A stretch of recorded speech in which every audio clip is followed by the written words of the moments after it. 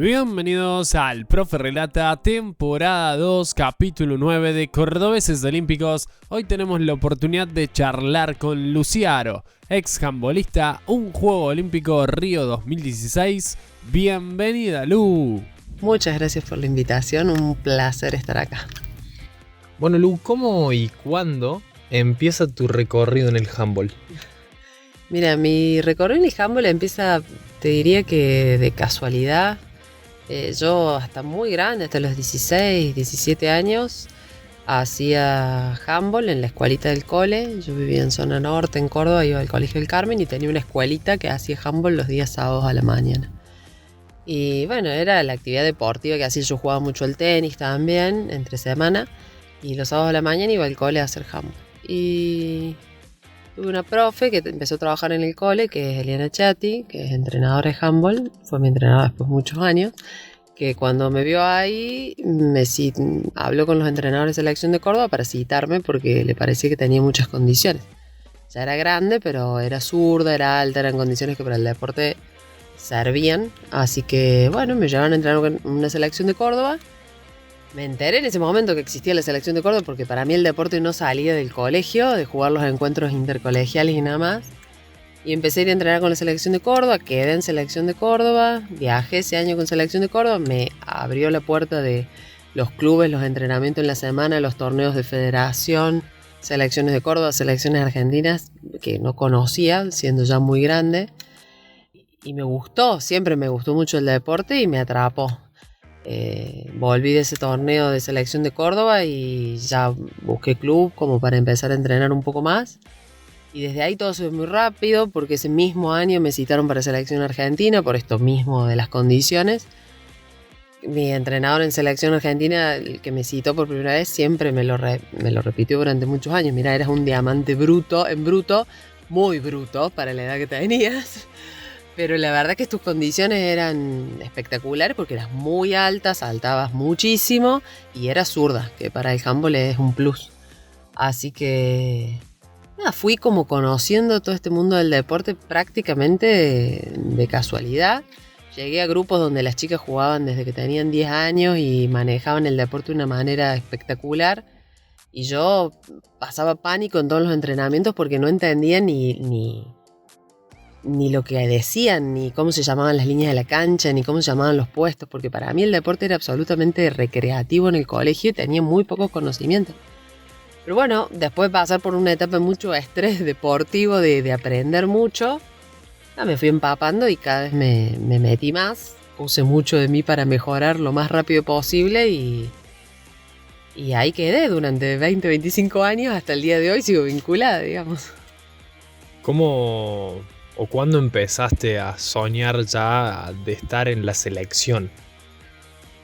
Y la selección, yo me acuerdo que viajé con selección de Córdoba Junior, viajé un año, yo todavía conocía muy poco, recién ese año había empezado a entrenar en el club y me acuerdo que estábamos en un torneo en Santa Fe, en un pueblo de la provincia de Santa Fe, y que las mismas chicas, mis compañeras, me dijeron, mirá, está el entrenador de la selección argentina mirando jugadoras.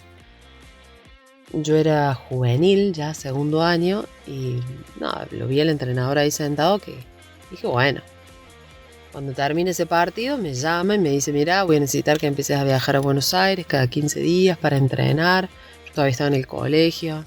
Imagínate cuando le caía a mis papás con esta noticia que de pasar de jugar 2 sábados a la mañana pasaba a entrenar 2 veces a la semana en zona sur. Yo vivía en zona norte. A jugar todos los fines de semana por federación y de repente 6 meses más tarde me estaba yendo a Buenos Aires sola a entrenar en el CENAR con la selección argentina. No, les costaba seguirme el ritmo con toda razón, o sea, hoy los entiendo, pero en su momento para mí era como obvio que sí. Pero bueno, para todo el mundo era una adaptación y ahí como que dije, bueno, capaz puedo tener alguna posibilidad de viajar con selección argentina. Los primeros viajes a Buenos Aires fueron frustrantes desde lo deportivo porque me costaba un montón adaptarme al nivel de entrenamiento porque tenía muy poco handball encima para lo que tenían todas mis compañeras de selección, obviamente. Pero bueno, le puse mucha pila y la verdad es que empecé a empaparme y a viajar lo más seguido posible. Empecé a ir todas las semanas, en lugar de ir cada 15 días, iba todas las semanas para sumar más entrenamientos, gimnasio, entrenamiento físico, como para ponerme a punto. El entrenador siempre me acompañó porque siempre considero que era un gran proyecto. Yo siempre fui muy responsable también con todo lo que él me planteaba y trataba de cumplir. Así que a partir de ahí dije, bueno, capaz que puedo jugar algunos años en la selección. Y ya ahí entro como por un tubo en el que se pasaron 15 años en que estuve en selección argentina y quizás hoy mirándolo años atrás se pasaron muy rápido y no sé si tuve mucho tiempo como para soñarlo porque no sabía que existía. En ese momento para mí era mejorar, crecer, trabajar para no ser tan mala y sacarme las cosas que no sabía por no haber hecho ese deporte desde chiquita. Pero muchas personas, todos los entrenadores que a mí me vieron en la primera etapa, todos soñaron lo que terminé viviendo para mí, digamos, porque mi entrenadora Eliana Chatti tenía perfectamente claro que podía llegar a lo que llegué.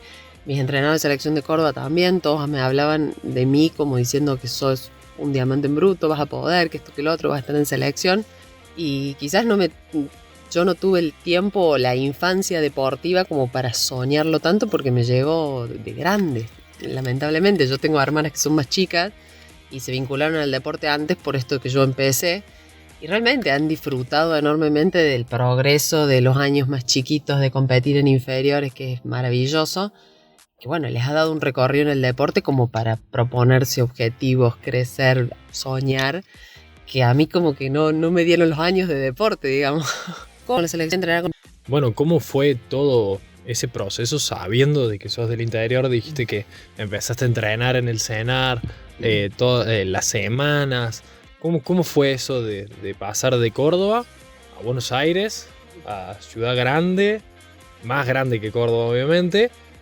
¿Cómo fue eso? Fue, te digo, difícil para mi familia desde un inicio porque era un cambio importantísimo.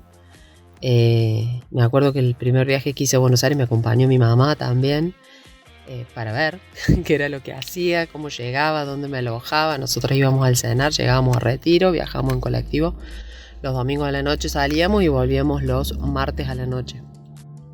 Llegaba el miércoles temprano a la terminal, mi mamá me iba a buscar y de ahí pasaba directo al colegio. O sea, iba todos los lunes y martes, faltaba, y iba miércoles, jueves y viernes. El colegio me acompañó un montón, no hubo ningún problema y para nosotros fue como ir adaptándonos a conocer Buenos Aires, a manejarte, que el 130, que el 29, que te bajas en el Crisólogo Larralde, que caminas la cuadra eterna del CENAR, que no está el alojamiento cuando llegas, y bueno, todas esas historias que bueno, vas aprendiendo en la medida que lo vivís. Se volvió una rutina que bueno, incorporé y que me ordenó un poco también como para sobrellevarlo. Para cualquier persona era, bueno, qué horror viajar toda la semana, y para mí ya era parte de mi vida. Yo sabía que los domingos a la noche el bolso estaba listo y el miércoles llegaba, me cambiaba en el auto y me bajaba en el cole y después la semana seguía normal, venía al club, iba a jugar el fin de semana y otra vez a Buenos Aires. Era una rutina como si te dijera tengo inglés los lunes y martes. Nada más que viajando a Buenos Aires para entrenar y jugar a la pelotita, pero sí, en parte creo que lo más fácil fue tomarlo de esa manera como para no cansarse tanto. Para mí nunca fue una posibilidad el irme a vivir a Buenos Aires porque me gustaba mucho estar acá, me gustaba mucho mi club. Yo todavía iba al colegio en ese momento. Todos los entrenadores de los clubes de Buenos Aires me acuerdo que me llamaban para decirme venite a jugar acá, venite a vivir acá, es más fácil, así no tenés que estar viajando. Y para mí siempre fue muy importante permanecer en mi lugar porque yo todas las semanas que llegaba venía a entrenar al club y alguna cosita aportaba a la que entrenaba conmigo. Porque no porque yo fuera mejor que ella, sino porque yo tenía la posibilidad de ver otro tipo de entrenamiento, otro tipo de jugadores, entonces era un aporte también que le hacía al lugar que me había puesto en la selección también, que era mi club. Después con los años, ya cuando llegó la facu y todos pensaron que cuando terminaba el cole me iba para Buenos Aires, se dieron con la sorpresa de que no, de que encima quería estudiar en la Nacional de acá de Córdoba. Así que seguí negociando el tema de viajar. Para el entrenador de selección también era una complicación porque él me quería tener todos los entrenamientos y bueno, ya había que organizarnos entre él y yo como para que estuviera en la mayor cantidad de entrenamientos posibles, pero pudiera volver a mi lugar todas las semanas. Hasta que yo llegué a selección, no había habido ninguna jugadora del interior que hiciera esto que yo proponía, el ir y venir todas las semanas. Para todo el mundo era una locura. Y para mí era la forma de equilibrar mi lado personal con el lado deportivo. Siempre se me reían mis compañeros de selección porque por ahí, por concentraciones o por viajes, tenía que pasar 2-3 semanas en Buenos Aires seguidas y ya era... Mi sensación era como que la batería se me iba agotando en la medida que yo no volvía a mi lugar. Entonces llegaba los últimos días de entrenamiento y ya todos me decían, necesitas volver a Córdoba. Sí, le digo, la verdad es que dame sábado y domingo, vuelvo a Córdoba y el lunes estoy acá feliz de nuevo. No tengo problema de viajar las 8 horas de ida, 8 horas de vuelta, que el colectivo, que el cansancio, pero por ahí uno vuelve a su lugar, su gente, su familia y como que recargas energía para después el esfuerzo que viene. Todo se fue dando un poco por mi forma de pensar y por las posibilidades que también la selección me fue dando de ir adaptando y acompañando el proceso de una persona del interior. Se sumaron a mí chicas de Mendoza que también vieron la posibilidad de hacer lo mismo y algunas chicas de Santa Fe. Bueno, vieron en esto la posibilidad de también congeniar sus clubes, su familia, su facultad, que también es gran parte del problema que tiene el deporte nacional de tener un país tan grande. Los deportes colectivos necesitan entrenar juntos y por ahí se hace muy difícil comprender las situaciones de los deportistas del interior y se centraliza mucho en Buenos Aires por comodidad, por costumbre, por hábito de que todas las selecciones entrenan así. Pero también era una forma de aportar un granito de arena al pensamiento de los dirigentes en decir, che, no todo pasa por lo que tenemos acá, sino que hay deportistas en el interior con otro tipo de necesidades. Bueno, en 2016 se clasificaron por primera vez a un juego olímpico en handball femenino. ¿Cómo fue esa convocatoria y esa preparación para los Juegos Olímpicos? Mira, la preparación, nosotras, cuando se designa la sede en Río, en el handball femenino hay solo una plaza panamericana para handball.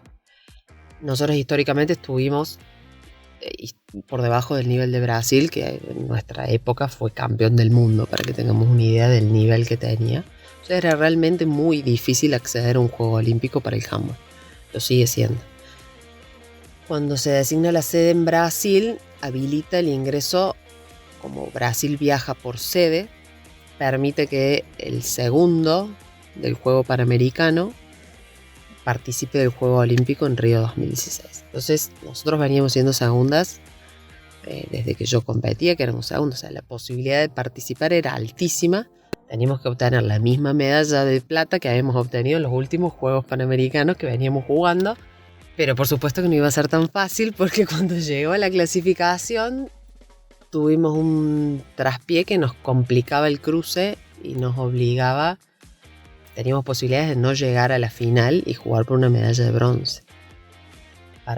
Para que nos favoreciera el resultado necesitábamos que Uruguay le ganara a Cuba, que era un resultado muy difícil de que se dé, como para favorecernos. Y pasó.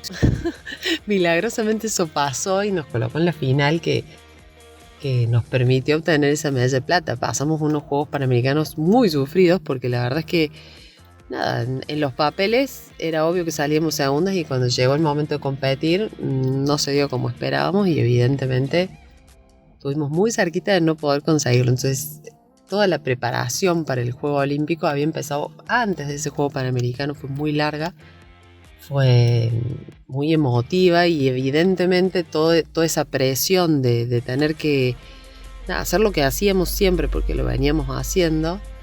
Nos jugó en contra, quizás deportivamente estábamos más que preparadas para resolverlo, pero no. Bueno, a veces la parte mental también de la preparación para la competencia es muy importante y Y en esa época todavía en selecciones femeninas de handball no teníamos tanto acompañamiento. Después de eso se corrigió bastante, como para resolver las situaciones mentales que no tienen que ver con lo deportivo y que a veces te juegan una mala pasada. Pero por suerte nos acompañaron los resultados de los otros y nos permitieron ponernos en esa final y obtener la medalla de plata y la consecuente clasificación para los Juegos de Río. Ya para los Juegos de Río la preparación fue hermosa porque sabíamos que jugamos contra las mejores selecciones del mundo. A nivel de competencia es lo máximo que puedes tener en nuestro deporte. Van las mejores selecciones, todas las selecciones entrenan para ese campeonato, llevan los mejores equipos y en su punto más alto.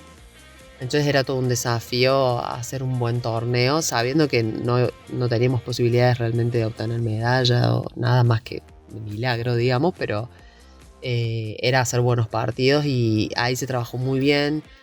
Tuvimos un trabajo muy bueno de grupo también y nos permitió durante los juegos demostrar nivel deportivo y estar a la altura de las circunstancias para dejar una buena imagen desde la parte deportiva y no solo ir a participar, digamos.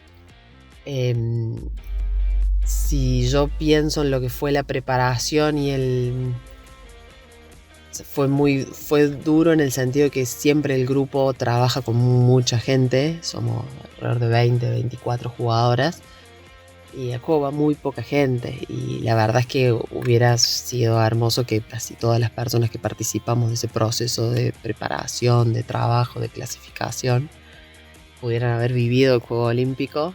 Es la única vez en la historia que se clasificó para un Juego Olímpico en femenino y bueno, y hasta el día de hoy no se ha repetido y es una lástima que no todas las personas lo hayan podido vivir.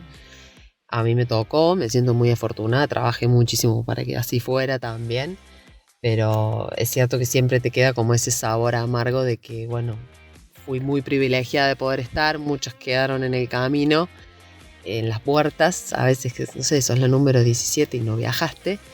Bueno, es enorme el cambio porque para muchas fue vivir un Juego Olímpico y para otras no. Y no son experiencias que se den muy seguidas en el deporte. Por ahí en nuestro deporte en particular, en el caso de otros deportes, el Juego Olímpico es parte de una rutina de la competencia y para el handball femenino te diría que es un hito histórico y muy difícil de conseguir. Entonces la preparación fue espectacular y la verdad es que me siento muy afortunada de haber sido parte del grupo que viajó finalmente y que estuvo en la villa y participó en la competencia. ¿Qué sentiste una vez ahí, tipo en la villa? Y la villa era... los días previos era tal la sensación de ansiedad por lo extra deportivo, porque si bien es una competencia espectacular el Juego Olímpico de lo handbolístico, es la máxima competencia deportiva para cualquier deportista con el que hables. No vas a escuchar a nadie que te diga que hay algo más importante que un Juego Olímpico, porque de verdad para cualquier deportista es lo máximo. Entonces te genera un nivel de ansiedad de vivir, de estar ahí, de ya ubicarte, más para nosotras que no tenés ni compañeras del deporte que te cuenten de qué se trata. Era muchísima la intriga, el llegar, el ver, el rodearse, el ubicarse, para después pasar a la parte deportiva, porque en lo que hace a lo deportivo en sí no escapa al resto del a los resto de torneos que tenías, digamos, entrenar, competir, descansar, alimentarte bien, actividades con el grupo, o sea, es normal eso. Lo que tiene el juego deportivo es todo lo extra deportivo que rodea al Juego Olímpico, la villa, el comedor con todos los deportistas, el gimnasio con todos los deportistas, los edificios con las distintas delegaciones, con los mejores deportistas del mundo.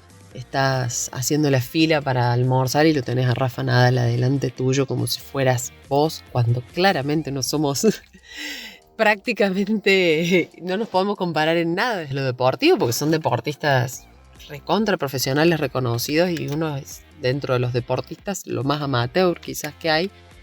Pero en esa Villa Olímpica todos los deportistas realmente juegan con las mismas, o sea, viven bajo las mismas condiciones, comen la misma comida, se buscan su comida, se sientan en las mesas como te sentas vos. Entonces te iguala a un montón de monstruos del deporte que que realmente te deja choqueado.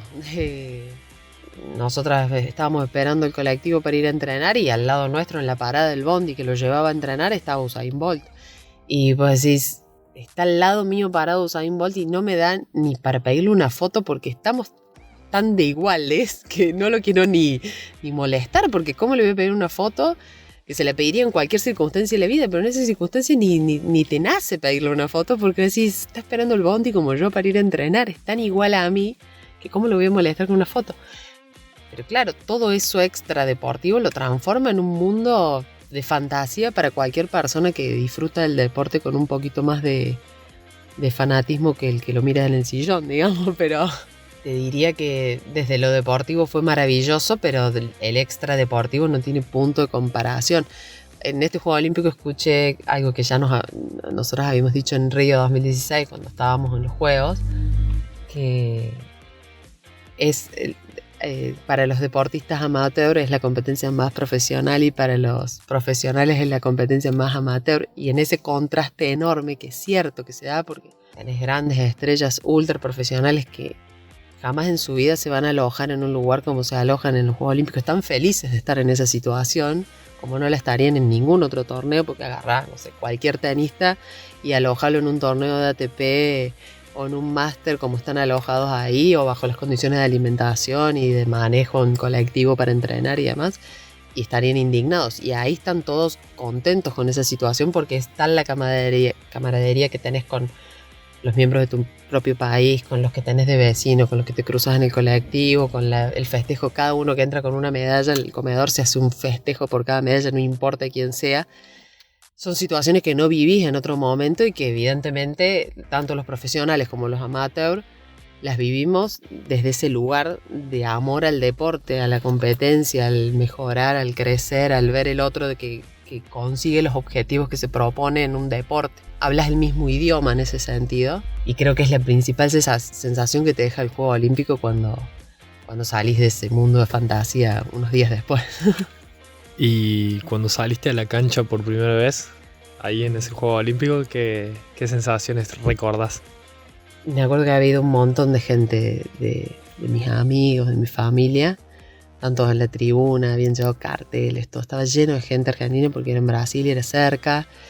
Era una clasificación histórica para nosotros, estaba lleno de gente nuestra, digamos, nos sentíamos muy locales. Y como te digo, la cancha no era distinta a lo que eran todas las canchas en las que competíamos normalmente, pero el ambiente era de Juego Olímpico y de saber que estabas iniciando una nueva historia en el handball femenino con un antecedente de competencia en ese nivel. A nivel deportivo, todas sabíamos muy bien que estábamos en un lugar muy privilegiado para el handball femenino, y encima lo estabas haciendo acompañado de muchísima gente tuya que te había visto viajar durante 20 años a Buenos Aires todas las semanas, compañeras mías de Buenos Aires que no habían quedado y sin embargo viajaron a ver los juegos y estaban ahí acompañando, que habían sido parte del proceso. Era como prácticamente un mimo tener toda esa gente ahí en la cancha. No estamos tampoco acostumbradas a competir con tanta gente porque en Argentina no se hacen torneos internacionales, entonces jugar contra equipos de potencia como Rusia, Suecia, con gente propia en la tribuna no era lo normal. Nosotras viajábamos a competir y sí, competías en Ucrania con capaz que había un argentino que vivía ahí o que había viajado y estaba ahí en la tribuna y nadie más porque era imposible, o sea, nadie viajaba. En cambio ahí tan a la mano un Juego Olímpico con tanta cercanía y posibilidad de estar, que claro, teníamos un montón de gente conocida en la tribuna y era maravilloso jugar a ese nivel contra esas potencias con público propio, digamos, así que la sensación era muy realmente hermosa. O sea, el recuerdo de ver toda esa gente, escuchar el himno, estar vos parada ahí en la cancha, y sumamente emotivo. Yo también sabía que era mi último torneo con selección y lo vivía disfrutando cada minuto porque estaba llegando al final y que no lo iba a poder vivir muchas veces más. O sea que realmente cada partido, cada himno, cada pitazo inicial tenía su lado emotivo para disfrutar. Justo por preguntar, ¿qué partido era el que más recordás? Y me acuerdo mucho el de Rusia. Nosotras, pero como te digo, tengo pantallazos porque hablábamos antes que uno está con tal nivel de adrenalina en los partidos, que es más lo que la gente recuerda que lo que uno que estuvo adentro y que lo vivió en carne propia recuerda. Por ahí veo partidos y digo, mirá, no me acordaba que pasó esto. Y en ese partido contra Rusia nosotros estuvimos hasta los últimos. Rusia era una medalla olímpica. Y imagínate, nosotras éramos el último orejón de tarro para ellas y estuvimos a 2 goles de... Estuvimos en los últimos 6-7 minutos, estábamos nosotros arriba en el marcador.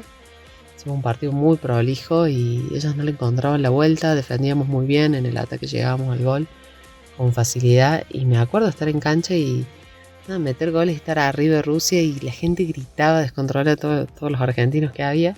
Y jugábamos tranquilas, como sin la presión de tener que demostrar nada, porque el que le pesaba evidentemente era Rusia.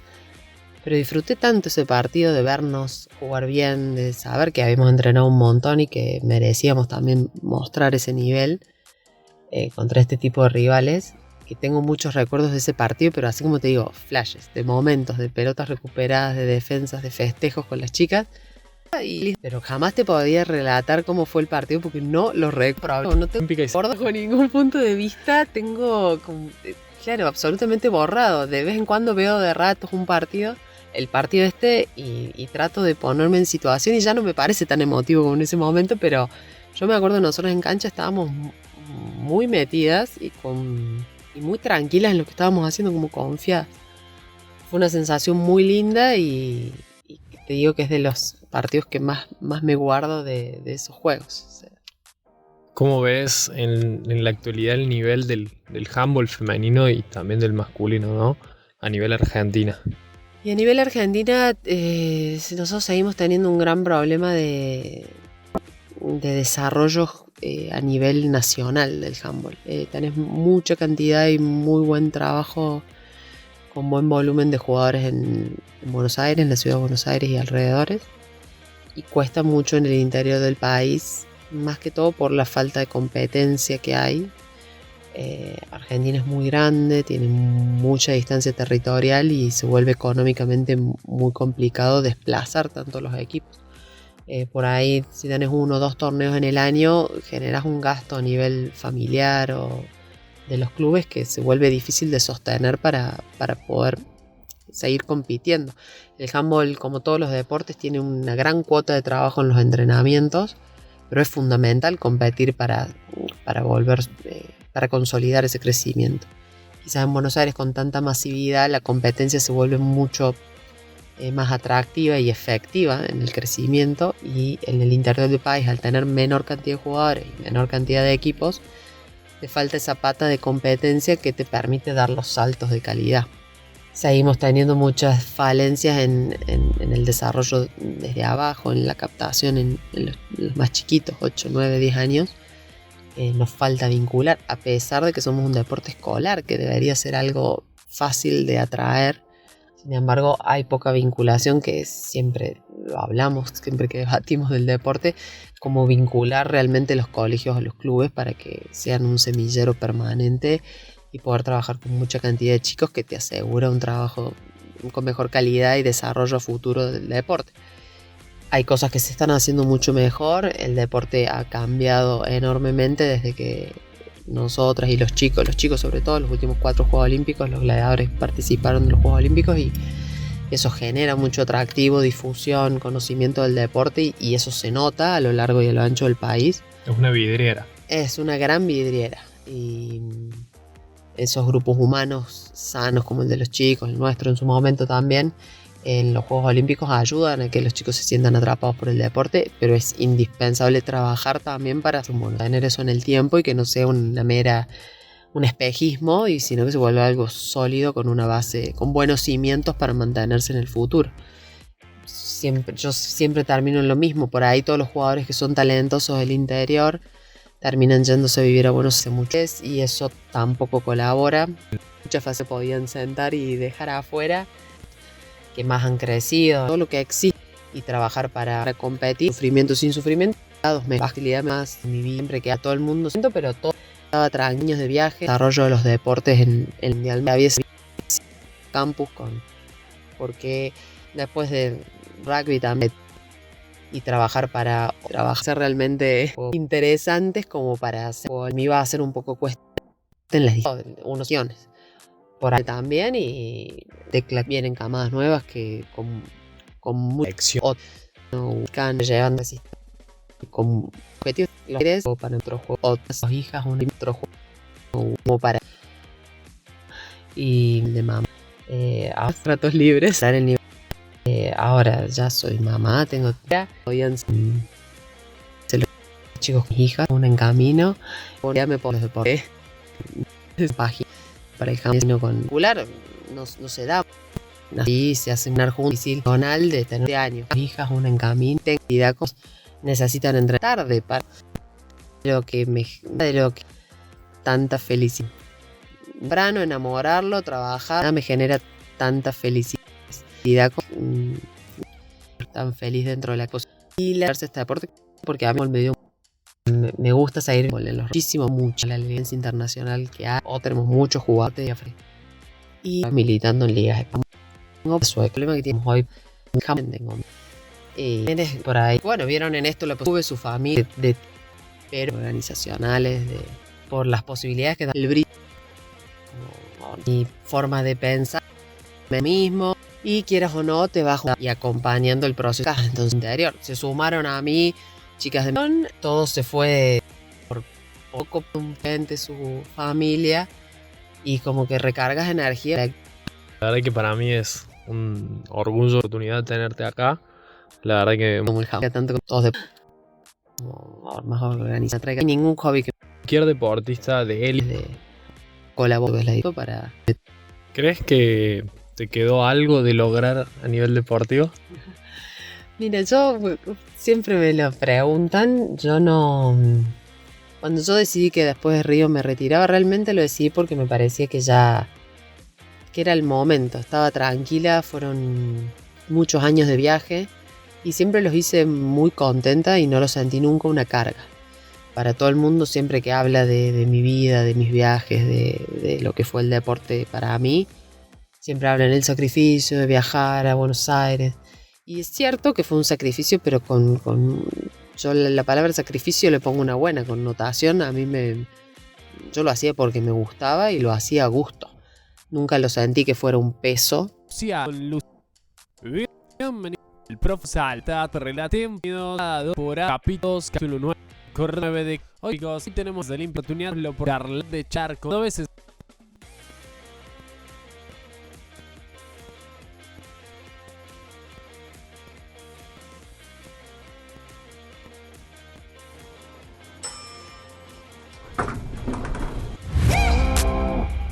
Bienvenidos al Profe Relata, temporada 2, capítulo 9 de Cordobeses Olímpicos. Hoy tenemos la oportunidad de charlar con Luciaro, ex handbolista, un Juego Olímpico Río 2016. Bienvenida, Lu. Muchas gracias por la invitación, un placer estar acá. Bueno, Lu, ¿cómo y cuándo empieza tu recorrido en el handball? Mira, mi recorrido en el handball empieza, te diría que de casualidad. Yo hasta muy grande, hasta los 16, 17 años, hacía handball en la escuelita del cole. Yo vivía en zona norte, en Córdoba, iba al Colegio del Carmen y tenía una escuelita que hacía handball los días sábados a la mañana. Y bueno, era la actividad deportiva que hacía. Yo jugaba mucho el tenis también, entre semana, y los sábados a la mañana iba al cole a hacer handball. Y tuve una profe que empezó a trabajar en el cole, que es Eliana Chatti, que es entrenadora de handball, fue mi entrenadora después de muchos años, que cuando me vio ahí habló con los entrenadores de selección de Córdoba para citarme porque le parecía que tenía muchas condiciones. Ya era grande, pero era zurda, era alta, eran condiciones que para el deporte servían, así que bueno, me llevaron a entrenar con una selección de Córdoba. Me enteré en ese momento que existía la selección de Córdoba porque para mí el deporte no salía del colegio, de jugar los encuentros